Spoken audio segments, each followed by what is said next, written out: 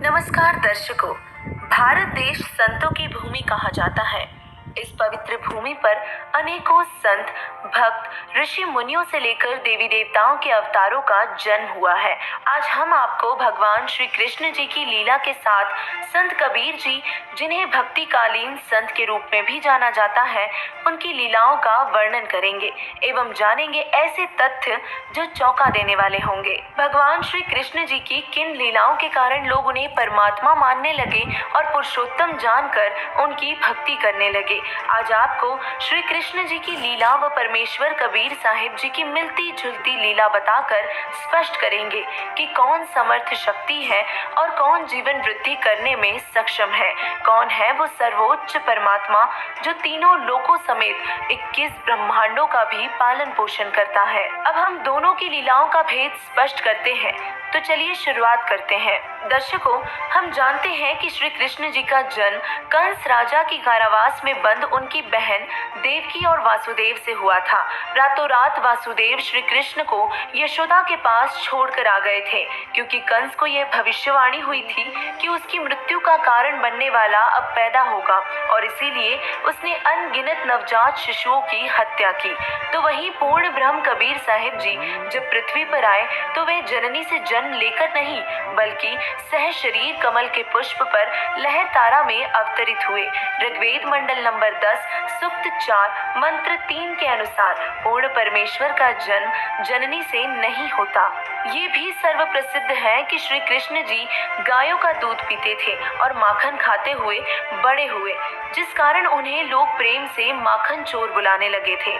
जबकि पूर्ण ब्रह्म कबीर साहिब जी को जब नीरू नीमा अपने घर ले गए तो उनकी परवरिश कुंवारी गाय के दूध से हुई। ऋग्वेद मंडल नंबर 9 सूक्त 1 मंत्र 9 के अनुसार परमेश्वर की परवरिश कुंवारी गाय से होती है।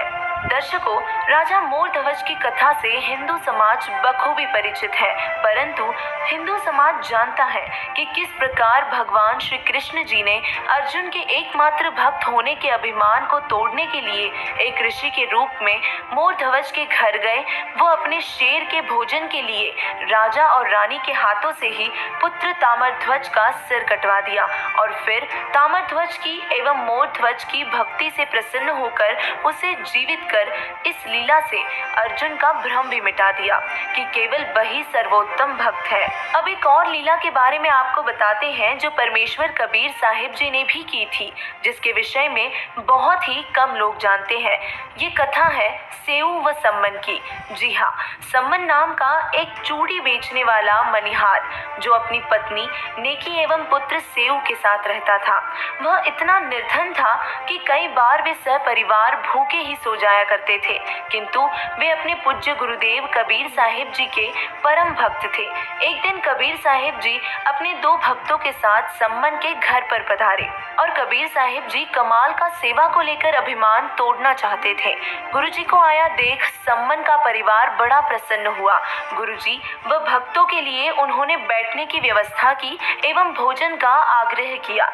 कबीर साहिब जी के हाँ कहने पर वे भोजन की तैयारी करते इसके पहले ही पता चला कि घर में आटा ही नहीं है। नेकी आस पड़ोस में उधार लेने गई, किंतु उसे नहीं मिला। क्योंकि वे भक्त थे, इसलिए ये जानते थे कि संतों के भूखे जाने से नगरी उजड़ जाती है। अतः इसी कारण सेऊ सेठ की दुकान में सेंध लगाकर आटा चुराने गया। सेठ के पकड़ लेने पर उसने सिर बाहर निकाला और सम्मन से अपना सिर कटवाने की प्रार्थना की। सम्मन जानता था कि यदि सेठ सेऊ को राजा के पास ले गया तो गुरुजी की बदनामी होगी, और इसी कारण उसने सिर काट दिया और आटा घर पर दे दिया। उधर नेकी ने खाना बनाते हुए पुत्र का सिर और धड़ घर लेकर रखने के लिए कहा। सम्मन ने अपने मृत पुत्र का सिर और धड़ लाकर ताक यानी कि अलमारी पर रख दिया। इधर भोजन तैयार होने पर 5 बर्तनों में भोजन परोसा गया। कबीर साहिब जी ने 6 बर्तनों में लगाने के लिए कहा। कोई चारा न देखकर नेकी ने 6 बर्तनों में भोजन परोसा। कबीर साहिब जी ने सेऊ को भोजन करने के लिए आवाज लगाई और सेऊ भीतर से दौड़ता हुआ आ गया, जिसकी गर्दन पर कटने का निशान भी नहीं था। सम्मन ने भीतर जाकर देखा तो ताक पर मात्र रक्त के छींटे पड़े थे। जगत गुरु तत्वदर्शी संत रामपाल जी महाराज जी ने भगवान श्री कृष्ण जी की लीला व कबीर परमेश्वर जी की लीला में भिन्नता बताते हुए दर्शाया है कि भगवान श्री कृष्ण जी ने मोरध्वज के पुत्र ताम्रध्वज को आरे से कटवाकर जीवित कर दिया, लेकिन उन्हें मोक्ष नहीं दे पाए। जिसका जीवन शेष हो उसे मारकर जीवित करना शक्ति युक्त महापुरुषों के लिए आसान होता है, किंतु जिसकी आयु खत्म हो उसे जीवित करना केवल पूर्ण परमेश्वर के हाथों होता है। जिस समय कृष्ण जी के एकमात्र भांजों एवं पांडवों के अंतिम वंश अभिमन्यु की मृत्यु हुई थी, तब वे उसे जीवित आखिर क्यों नहीं कर सके थे। वहीं दूसरी तरफ परमेश्वर कबीर जी ने सेव को जीवित किया, मृत्यु लड़के कमाल को जीवित किया, कमाली नाम की मृत्यु लड़की को जीवित किया। स्वामी रामानंद जी का सिर सिकंदर लोधी द्वारा काट देने पर भी उन्हें जीवन दान दिया। कृष्ण जी त्रिलोकीनाथ भगवान विष्णु का अवतार थे, जिन्हें राम अवतार में बाली को धोखे से मारा था, और उसी बाली वाली आत्मा ने कृष्ण से कर्म का बदला लेने के लिए शिकारी के रूप में तीर मारा, और अपने ही कर्मों की सजा के फलस्वरूप कृष्ण जी की मृत्यु हुई। तो वही पूर्ण ब्रह्म कबीर साहिब जी, जो सभी ब्रह्मांडों के रचनहार एवं पालनहार हैं, वे सभी पंडितों, ज्योतिषियों और अनेकों शिष्य हिंदू एवं मुस्लिम समाज के साथ साथ राजा बीर सिंह बघेल और बिजली खान पठान के सामने सहशरीर अपने निजी निवास स्थान सतलोक चले गए और एक भयंकर युद्ध को भी टाल गए, क्योंकि दोनों धर्म के लोग कबीर साहिब जी का अंतिम संस्कार अपने तरीके से करना चाहते थे।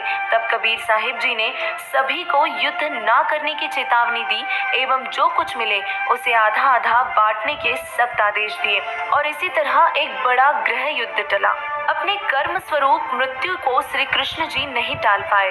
दुर्वासा ऋषि के श्राप से मर रहे 56 करोड़ यादवों को कृष्ण नहीं बचा पाए थे, तथा मृत्यु से पूर्व पांडवों को पाप के कारण हिमालय जाकर तप करने और शरीर गलाने के लिए कहा।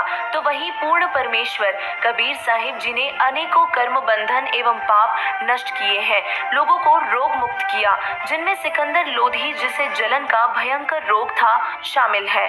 कबीर साहिब जी ने सद्भक्ति दी एवं अनेकों जीवों को पार किया। वेदों में लिखा है कि पूर्ण परमेश्वर बंधन मुक्त करता है एवं घोर से घोर पापों का भी नाश करता है, और इसीलिए वह बंदी छोड़ है।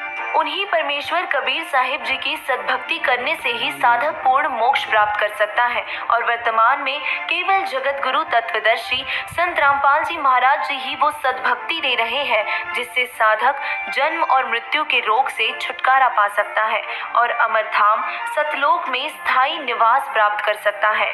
तो देरी ना करें और संत रामपाल जी महाराज जी की शरण में आए और अपना कल्याण करवाए।